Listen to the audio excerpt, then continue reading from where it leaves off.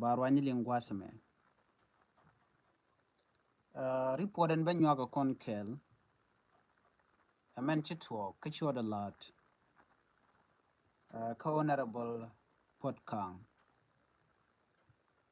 an wala chang jandang ru dich chi potkang cha janang gwa da dan la na lo ko tin chi de mangai kona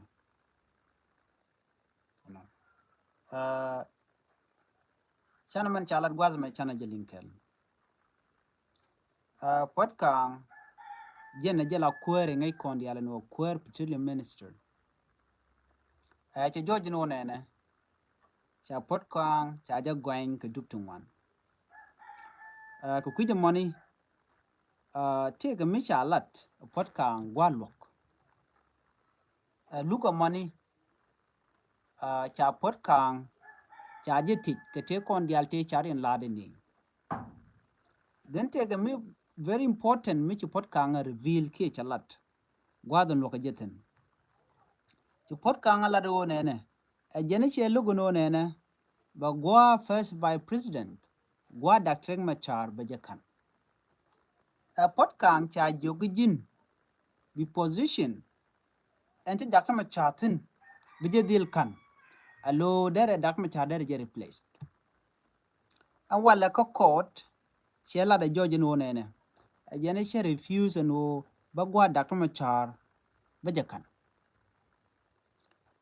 potkang jela senior official ko kuma SPLAIO kene diala ko kena kontin cha yen kel ka gwase dan me charge yen charge look and then ka look a joga me jente testified and walle netin konen charge influence a geneti Benjamin Bullmill ala vice president e chawo je kir wa kene a gene ramkel mishi influence jelat ko de je George sorry de potkang de jelat gwa Dr. Machar gene Bullmill tetin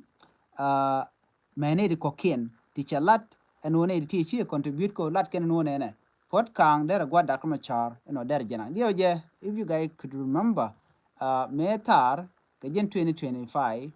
ana ga korga medan e cha Dr. Machar me cha je yen te ga jo mi kon dia ling cha ne dang ro cha ga kamrar ne re tote cha kamrar uri chal ke Stephen Parkol no ken uri chal ke me honorable potkang me cha kamrar cha ga jogno ram kel ke ye ana bagwa Dr. Machar bajakan and then cha potkang cha ja kwan gwaza me ka jan koden walle ti potkang chela de George a jene han cha jogno bagwa Dr. Machar bajakan a jene shelok jene luk deje chene tungwan ko kuma kir mi yadi chalo den jaga jajet a jene mi chelogo ano cha jogno jin ba jinnak jen cha threaten ko jen ba jinnak jen ta dana chalat ke ko cha jogno mi chi men chalat a kir order be keja mi chi refuse jin ba jinnak ko cha jogno mulu ko jeno Dr. Machar bu gware be kan cha jo jin ba jidel nak si potkang chela da George no ne a jen sure refuse che refuse no ba gwa Dr. Machar bajakan and then ka kore me cha je loirech ko cha kamrar me dan di konling me cha kamraro ko cha ngaje no she look ko jen cha ji influence nga a Bullmill jina Dr. Machar bu gware be kan ko na ke election na ko inquiry bu gware be kan en ba gwa self ke me yadi bajakan aken two people ten cha kwan chikir che Bullmill kwan kujimi chicken pan kenen kir bone che doctor che gwada ma cha che nyoko mu kunye je potkang ko ajene bu rek ma char bu chuti ga tijen bu potkang ba gwada mo de you can alo kuzana gwada mo ne chi potkang che refuse che lok che wechen che me shana blood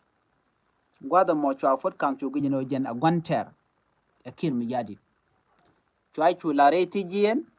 then chwa parkol chwa yogo no jina ba je kwan ala interim chairman chaji kwa la jen kule la kwerge jen wala en wudi shalka me Stephen Parkol shi popular shi ramu no kelung no kananga no kan potkang jen gwi ken no mi gwa Dr. Machar che jekan den de ne dial de ka potkang de ken go especially apenal ko lel jena mo ko ja pana la wa ken tin kontin gor ke dag ma charlo ka kuje mo de gwa dag ma char de kam nga de kam pot kang ko de pot kang da na ko nan ke election jen do bdan gor ge jen o de ring ma char de je wo ke je removed amazon ono no ken pot kang ken je no ken no chela ro na me chi chuong cha dor cha de kam ka de gwande teten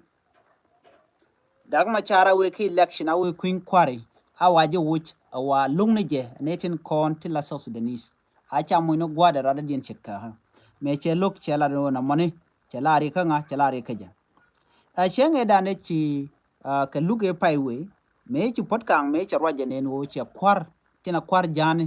che ka gwani we ne ka dr lumoro ko ngai kone benjamin bolmel paul nang michael mcquilwes no ke wur shal kai cholton ba lok ne ti ke jang ke wun nyam ka kele shal ke dr lumoro me changa me je shoot ken che ka mention no ken te konte jaganas ko bi ke liu ka nasir che woni da ti ken te konte kwa tin wani kan kwa ka yar ajene ne dung mi chikana kap chong a chikan a kan de kan jaga ajene tele ne de liwon walle ne to me che ka mention wa ka tiang moni cha pot kang cha jo torture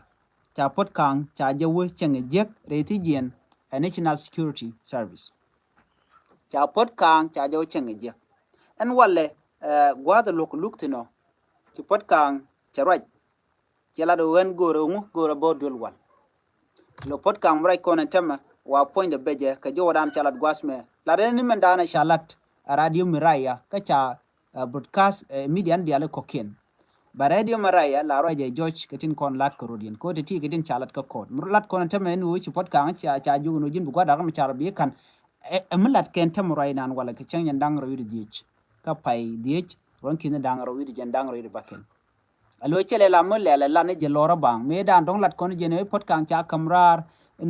ka cha ju no jin bu gwada ma char bi kan then from there chune rin wan gu jino ne me kach badan wale che jo je me dan e chalat ka gwase dan pot kang indeed cha je ju no jin bu gwada ma char bi del kan ko rin ma char cha goro ba jo ka queen kware ke election mbe la national election wala shela de jojo no en cha to chere ti jen ka te konte chalat jen loyal ka dak machar ke loyal ka par dunga spirayo jen che par che de betrayed jen mo teleje rewi ka so sudan rame politician badil government go anda andelet ka so sudanis cha je bi intimidate ke politique ke siasa ano jen baje kep ko bom ko baje lot gwara radien che ono mo chi politique